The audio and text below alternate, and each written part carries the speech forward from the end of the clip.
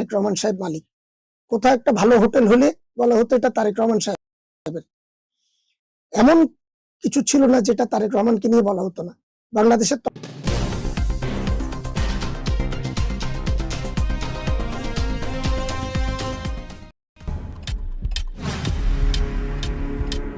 সুপ্রিয় দর্শক, সকলকে স্বাগত জানাচ্ছি পি নিউজের পর্দায়। আজ আমরা আবারও উপস্থিত হয়েছি আপনাদের সাথে আমাদের সমকালীন সংলাপ নিয়ে। আজকে আবারও আমরা রাজনীতি নিয়ে আলোচনা করব এবং আজ আমাদের ডাইসে এসে হাজির হয়েছেন 80 দশকের ছাত্র নেতা, চট্টগ্রামের অলিতে গলিতে যিনি ছাত্র নেতা হিসেবে ভূমিকা রেখেছেন, এখনো পর্যন্ত একজন রাজনীতিবিদ হিসেবে যিনি ভূমিকা রাখছেন, ফিরিঙ্গিবাজার থেকে সাবেক কাউন্সিলর পদপ্রার্থী, কোতোয়ালি থানা ছাত্র দলের সাবেক সাধারণ সম্পাদক এবং চট্টগ্রাম মহানগর ছাত্র দলের সাবেক সাংগঠনিক সম্পাদক, বিগত বিএনপির তথ্য ও গবেষণা সম্পাদক ছিলেন চট্টগ্রাম মহানগর বিএনপির জনাব মোহাম্মদ হামিদ হোসাইন। আমি আজকে আমাদের এই ডাইসের মধ্যে আমন্ত্রণ জানাচ্ছি, একই সাথে স্বাগত জানাচ্ছি জনাব মোহাম্মদ হামিদ হোসেনকে, যিনি ছাত্র দল থেকে নিয়ে এ পর্যন্ত বিএনপির রাজনীতির সাথে জড়িত আছেন। জনাব মোহাম্মদ হামিদ হোসেন, আপনি কেমন আছেন এবং কেমন অনুভব করছেন? আলহামদুলিল্লাহ ভালো আছি। আপনাদেরকেও ধন্যবাদ আমাকে আমন্ত্রণ জানানোর জন্য। দর্শক শ্রোতাদের ধন্যবাদ জানাচ্ছি। ধন্যবাদ। আজ আপনি আমাদের এখানে এসেছেন, আমাদেরকে সময় দিয়েছেন। পরিবর্তিত রাজনৈতিক পরিস্থিতি, 5 আগস্টের পর রেজিম চেঞ্জ হয়েছে। বর্তমানে আমরা নতুন একটি বাংলাদেশের স্বপ্ন দেখছি, নতুন একটি বাংলাদেশে বস্তুত বসবাস করছি। কেমন অনুভব করছেন এবং আপনি ব্যক্তিগতভাবে নতুন বাংলাদেশ নিয়ে আপনার প্রত্যাশা কি এবং কেমন আপনি দেখছেন? আসলে গত 5ই আগস্ট বাংলাদেশে যেটা ঘটেছে সেটা প্রত্যাশিতই ছিল, কিন্তু এমন ভাবে এই বিপ্লবটা হয়েছে বা অভ্যুত্থান, মানুষের দীর্ঘদিনের ক্ষোভ, বঞ্চনা এবং মানুষ যে দমবন্ধ একটা পরিবেশ ছিল, অগণতান্ত্রিক পরিবেশ ছিল, তাতে মুক্তির পর মানুষের প্রত্যাশার পরিমাণ অনেক বেশি বেড়ে গেছে। আমি মনে করি বাংলাদেশের রাজনৈতিক দলগুলোর এটা অনুধাবন করা উচিত, এই পরিবর্তিত পরিস্থিতিতে বাংলাদেশের ভবিষ্যৎ যাতে একটি গণতান্ত্রিক এবং মানুষের আকাঙ্ক্ষার সাথে সঙ্গতি রেখে বাংলাদেশের রাজনৈতিক দলগুলো তাদের ভবিষ্যৎ পরিকল্পনা নির্ধারণ করে, সেটাই প্রত্যাশিত আর কি।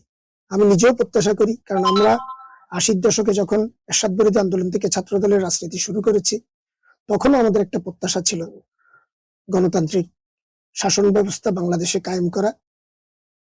দীর্ঘদিন আমরা রাজপথে সংগ্রাম করেছি এরশাদের বিরুদ্ধে, এরশাদকে হটিয়েছি। সত্যিকার অর্থে বাংলাদেশের গত 50 বছরে খুব অল্প সময়ের জন্য দেশের মানুষ গণতান্ত্রিক স্বাদ পেয়েছে। আমি মনে করি এবার যে সুযোগ সৃষ্টি হয়েছে, এই সুযোগটাকে এদেশের প্রতিটা রাজনৈতিক দল সুন্দরভাবে কাজে লাগাবে এবং তারা অতীতের রাজনৈতিক দলের ভুল ত্রুটির কারণে দেশে যে অরাজকতা পরিস্থিতি সৃষ্টি হয়েছিল, সেরকম পরিস্থিতির দিকে তারা জনগণকে আর নিয়ে যাবে না। জনগণ তাদের প্রত্যাশিত দেশ, প্রত্যাশিত গণতন্ত্র, প্রত্যাশিত স্বাধীনতা ভোগ করবে, এটাই আমি আশা করি। বাংলাদেশের মানুষ তো মোটামুটি একটা বাইনারি পলিটিক্সে বিশ্বাসী। আসলে আওয়ামী লীগ এবং বিএনপি বৃহৎ একটি জনগোষ্ঠী। যদি আমি ক্ষেত্র বিশেষে ধরতে চাই, 90% জনগোষ্ঠী আওয়ামী লীগ এবং বিএনপিতেই আস্থা রাখেন।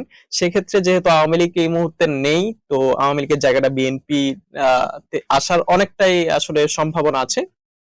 তো সেক্ষেত্রে 2001 থেকে বিএনপির গত শাসন আমলের বস্তুত বিশেষত 2001 থেকে 2006 পর্যন্ত সময়ে আমরা কিন্তু দেখতে পেয়েছি ঠিক যে কারণে আওয়ামী লীগকে দেশ ছেড়ে চলে যেতে হয়েছে এক প্রকার।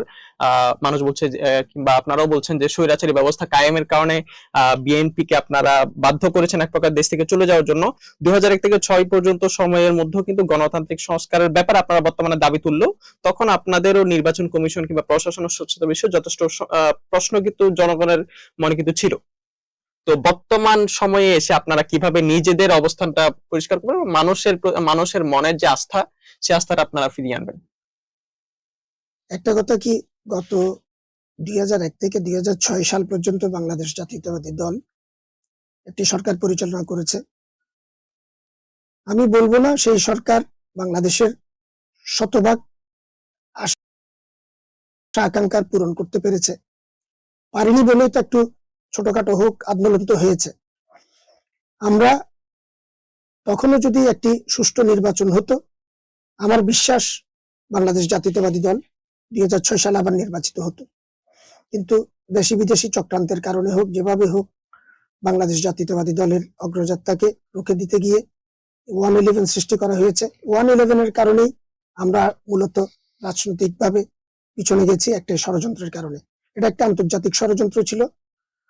ইন্দো প্যাসিফিক রাজনীতিতে জি আমেরিকা এবং পশ্চিমা বিশ্ব, ইন্ডিয়া সহ এই 111 সৃষ্টির অন্যতম কারিগর।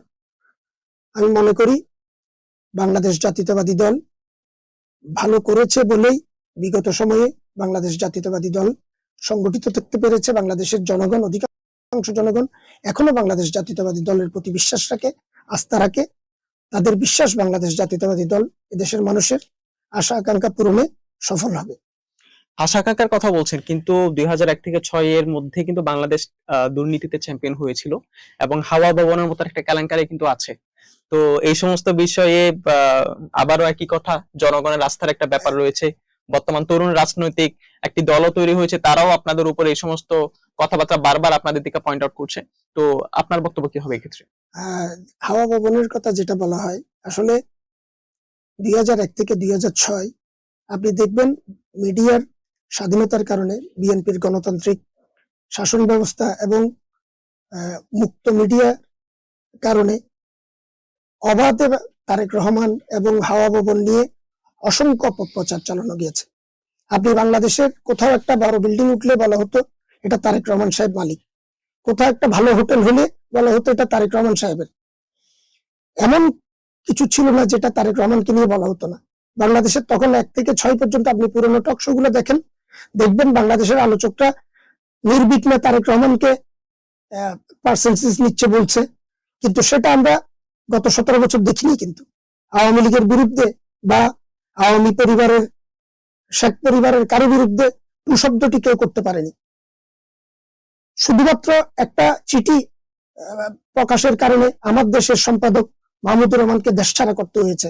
তার জীবনের ঝুঁকি ছিল, তাকে বাংলাদেশের 64টি জেলায় মামলা দেওয়া হয়েছে।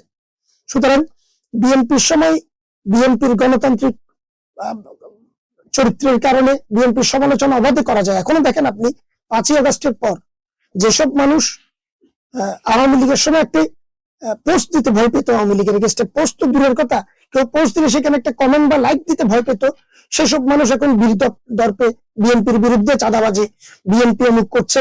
প্রতিদিন আপনি ফেসবুক করলে দেখবেন অসংখ্য অভিযোগ তারা পোস্ট করছে। এটা তো আমি মনে করি বিএনপির সহনশীলতা, বিএনপির গণতান্ত্রিক চরিত্রের কারণে এটা করা যায়। কিন্তু 2001 থেকে 2006 যদি হাওয়া ভবন বাংলাদেশে এমন কিছু করতো, তাহলে গত 17 বছর শেখ হাসিনা পাগলের মতো সারা বিশ্বে খুঁজেও বিএনপির বিরুদ্ধে কোনো এলিগেশন বা তারেক রহমানের বিরুদ্ধে কোনো এলিগেশন দাঁড় করাতে পারেনি। একটা কথা বলা হয় খাম্বা, জি হাওয়া ভবন নাকি খাম্বা লিমিটেড কে দিয়ে কাজ করেছে। আপনি যদি পরিসংখ্যান দেখেন 2001 থেকে 2006 পর্যন্ত বাংলাদেশ পিডিবিতে তো এই খাম্বাগুলো নিত, সেখানে মাত্র খাম্বা লিমিটেড থেকে খাম্বা সাপ্লাই করা হয়েছিল 166 কোটি টাকার। অথচ সবচেয়ে বড় কোম্পানি ট্রান্সকপ লিমিটেড, যেটার মালিক কাজী সাহেব, আজকের কাগজের সম্পাদক, তার কোম্পানি প্রায় 550 কোটি টাকার খাম্বা বাংলাদেশ সরকারের কাছে বিক্রি করেছে। সে কথা কেউ বলে না। আজকে যদি 166 কোটি টাকা সরকারি কাজে সাপ্লাই দেওয়ার কারণে যদি সারা বাংলাদেশের মানুষ হাওয়া ভবন নিয়ে সমালোচনা করে, আমরা তো বিগত সরকারের প্রধানমন্ত্রীর মুখে শুনেছি তার কাজের লোকের 400 কোটি টাকার মালিক, সে হেলিকপ্টারে চলাচল করে। সুতরাং আমি মনে করি একটা বৃহৎ ষড়যন্ত্র ছিল 1 থেকে 6। বাংলাদেশের অগ্রযাত্রা শুরু কিন্তু 2001 সাল থেকে। বাংলাদেশের ব্যবসা বাণিজ্য বলেন সবকিছুই অগ্রযাত্রা শুরু হয়েছিল। সেক্ষেত্রে আপনি আসলে 2001 থেকে 6 পর্যন্ত এই সময়ের মধ্যে কিন্তু বাংলাদেশ দুর্নীতিতে চ্যাম্পিয়ন হয়েছে। তো সেটা আমি আসছি, এটা কিভাবে হলো? বাংলাদেশ আপনি দুর্নীতিতে চ্যাম্পিয়নের যে ইয়াটা প্রথমবার হয়েছিল কিন্তু শেখ হাসিনা সরকার ক্ষমতায়। প্রথম এই 5 বারের মধ্যে প্রথমবার হচ্ছে শেখ হাসিনা, প্রথম দুবার শেখ হাসিনা ক্ষমতাসীন। বিএনপি আসার পর রিপোর্টটা এসেছে। আর এই ট্রান্সপারেন্সি ইন্টারন্যাশনাল যে রিপোর্টটা করে, এটা হচ্ছে পত্র পত্রিকা এবং মিডিয়ার উপর সার্ভে করে, মিডিয়ার উপর ভিত্তি করে এই রিপোর্টটা করা হয়। আমি তো প্রথমেই বললাম, বাংলাদেশ জাতীয়তাবাদী দলের ক্ষমতা থাকাকালীন সময়ে অবাধে বাংলাদেশ জাতীয়তাবাদী দলের সমালোচনা করা গেছে, যেটা গত সরকারের সময় করা যায়নি। গণতান্ত্রিক পরিবেশ ছিল না, ভয়ভীতি ছিল, গুম খুনের আশঙ্কা ছিল, সত্য কথা বলার সাহস ছিল না, কিন্তু বিএনপির বিরুদ্ধে অবাধে বলা গেছে। আপনি পুরনো টকশো গুলো দেখেন, অবাধে বিএনপির বিরুদ্ধে, তারেক রহমানের বিরুদ্ধে, হাওয়া বাবরের বিরুদ্ধে অপপ্রচার গুলো করা গিয়েছে। এইসব পত্রিকার কাটিংয়ের উপর ভিত্তি করে কিন্তু এই দুর্নীতির ইয়াটা, রিপোর্টিংটা হয়, মানে র্যাঙ্কিংটা হয়। সেই কারণে হয়তো বাংলাদেশকে প্রথমে আনা গেছে। আর বাংলাদেশ সত্যিকারের দুর্নীতি কখন হয়েছে সেটা তো আপনি এখন দেখলে বোঝা যায়। একজন মন্ত্রীর 350 বাড়ি শুধু একটা দেশে, লন্ডনের মতো শহরে 200-250 বাড়ি, যেটা আপনি বাংলাদেশের বাংলাদেশ জাতীয়তাবাদী দল বলেন, এর আগে অন্যান্য গভর্নমেন্ট যারা ছিল, কোন মন্ত্রীর বিরুদ্ধে, কোন নেতার বিরুদ্ধে এত বড় বড় এলিগেশন গুলো আসেনি। সুতরাং আমি মনে করি অপপ্রচারের কারণে এটা হয়েছে। সে অধম বলি আমি কেন উত্তম হইব না। তো আওয়ামী লীগের সময় দুর্নীতি হয়েছে, এর মানে তো এটা জায়েজ হয়ে যায় না আর কি, বিএনপিও ছোটখাটো দুর্নীতি করবে কিন্তু ছাড় পেয়ে না যাবে। না তো না, আমি যখন সরকারের মধ্যে আছি, আমার তত্ত্বাবধানে একটি রাষ্ট্র যখন চলবে, রাষ্ট্রের প্রত্যেকটা বিষয় যেন সুষ্ঠুভাবে চলে, সুন্দরভাবে চলে, দুর্নীতি বিরুদ্ধে কি দুর্নীতিহীন ভাবে কাজ করে, সেটা দেখার দায়িত্ব আমার। তো আপনি কি মনে করেন না যে বিএনপি এই জায়গায় 2001 থেকে 6 এই সময় আসলে গাফিলতি দেখিয়েছে বলেই এমনটি হয়েছে? না না, আমি তো প্রথমে বললাম গাফিলতির ব্যাপারটা ছিল না। আমরা আমাদের গভর্নমেন্ট 1 থেকে 6 যথেষ্ট পরিমাণ আন্তরিকতার সহিত, সততার সহিত রাষ্ট্র পরিচালনা করেছে, যে কারণে আওয়ামী লীগ সরকার বিগত 15-16 বছর আপ্রাণ চেষ্টা করেও কোনো একটা মামলা বিএনপির বিরুদ্ধে দাঁড় করাতে পারেনি। একটা মামলাও দাঁড় করাতে পারে। আপনি খোঁজ নিয়ে দেখেন, তারেক রহমানকে শুধু জামিন মারিয়ে ফেলা ছাড়া সব ধরনের চেষ্টা করা হয়েছে, কোথাও কোনো কিছু প্রমাণ হয়নি। সুতরাং আমি মনে করি এই অপপ্রচারটা ধীরে ধীরে মানুষ বুঝতে পেরেছে বলেই বিগত সময়ে এদেশের মানুষ বিএনপির প্রতি আকৃষ্ট হয়েছে। এই সরকারের আপ্রাণ চেষ্টার পরেও বিএনপিকে ভাঙতে পারেনি, বিএনপির একজন নেতাকেও দলছুট করতে পারেনি। আচ্ছা, আপনি বলছিলেন যে বর্তমানে আওয়ামী লীগ সরকারের সময় যেভাবে করে গণপ্রতিনিধিদের কিংবা এই যে টিভি চ্যানেলগুলোকে যেভাবে করে আপনার নিয়ন্ত্রণ করা হতো, 5 আগস্টের পর ওইভাবে করে নিয়ন্ত্রণ করা হচ্ছে না। তার মানে কি এমনটি যে বর্তমানে আসলে সরকার বিএনপির আশ্রিত? অলরেডি কিন্তু এনসিপি থেকে হোক কিংবা জুলাই পরবর্তী যে রাজনৈতিক সংগঠনগুলো প্রতিষ্ঠিত হয়েছে, তারা কিন্তু অলরেডি দাবি করছে যে বর্তমান সরকার অনেকটা বিএনপি আশ্রিত, এবং এনসিপি সেখানের মধ্যে কিংবা জুলাইয়ের পরবর্তীতে যে রাজনৈতিক দলগুলো গঠিত হয়েছে তারা সেখানের মধ্যে বিরোধী দলের ভূমিকা পালন করছে। আমার তো মনে হয় আপনার প্রশ্নটা একদম উল্টায়। এই সরকার যখন গঠন করা হয়েছে, 8 তারিখ 9 তারিখ মনে হয় এই সরকার শপথ গ্রহণ করেছে, জি, এরপর থেকে বিএনপি অলমোস্ট বিরোধী দলের কাতারে চলে গিয়েছিল। একটি রাজনৈতিক দল, ইসলামী রাজনৈতিক দল, জি, যে দলটি ভোট বাংলাদেশে কখনো 5%, 6%-এর উপরে ছিল না, তারা এবং নতুন গঠিত স্টুডেন্টদের দল এনসিপি, এদের বিশাল একটা প্রপাগান্ডা বাংলাদেশ জাতীয়তাবাদী দলের এগেস্টে ছিল, এবং এই সরকার অনেকটা তাদের নিয়ন্ত্রণে চলে গিয়েছিল। এবং তারা এমন কিছু কাজ করতে চেয়েছে যেটা দেশের আপামর জনগণের প্রত্যাশার সাথে সঙ্গতিপূর্ণ ছিল না। অনেকগুলো কাজ যেখানে বিএনপি রাষ্ট্রের সর্ববৃহৎ দল হিসেবে রাষ্ট্রের পক্ষে ভূমিকা রেখেছে, জনগণের পক্ষে ভূমিকা রেখেছে। শুধুমাত্র আমরা দেখতে পাচ্ছি এই সরকার বাধ্য হয়েছে, যখন দেখতে পেরেছে যে তাদের জনপ্রিয়তা একদম শূন্যের কোটায় চলে যাচ্ছে, তাদের কর্মকাণ্ড জনগণ ভালোভাবে নিচ্ছে না, তখনই লন্ডনে তারেক রহমানের সাথে বৈঠকের পর আপাতত দৃষ্টিতে মনে হচ্ছে তারা ঠিক পথে যাচ্ছে, তারা একটা নির্বাচনের পথে যাচ্ছে। আপনি খেয়াল করে দেখবেন, এই লন্ডন বৈঠকের আগে আমরা বলতে শুনেছি ডক্টর ইউনূস সরকারকে 5 বছরের জন্য চাই, কেউ কেউ বলেছে আজীবন চাই, উনি যতদিন বেঁচে থাকবে ততদিন রাষ্ট্র পরিচালনা করবে, এই ধরনের হাজারো কথা আমরা শুনেছি। কিন্তু একটা তত্ত্বাবধায়ক বলেন বা অন্তর্বর্তী বলেন, এই সরকারটার দায়িত্ব হচ্ছে একটা নির্বাচিত সরকারের কাছে ক্ষমতা হস্তান্তর, তার প্রথম কাজ হচ্ছে সেটা। এবং সংস্কারের যে বিষয়টা বলা হচ্ছে, আমরা গত 7-8 মাস কিন্তু কোন ধরনের উল্লেখযোগ্য সংস্কারের দিকে আমরা দেশকে ধাবিত হতে দেখিনি। এখন যেভাবে প্রতিদিন এই যে গতকালও আজকেও মিটিং হলো, সব অনেকগুলো দল, বাংলাদেশের প্রায় সব দল একটা ঐক্যমতের মধ্যে মোটামুটি পৌঁছে গেছে একটা। আর আমাদের দল তো আজ থেকে শেখ হাসিনা সরকারের পতনের 3 বছর আগে থেকেই সংস্কারের 31 দফা দিয়েছে।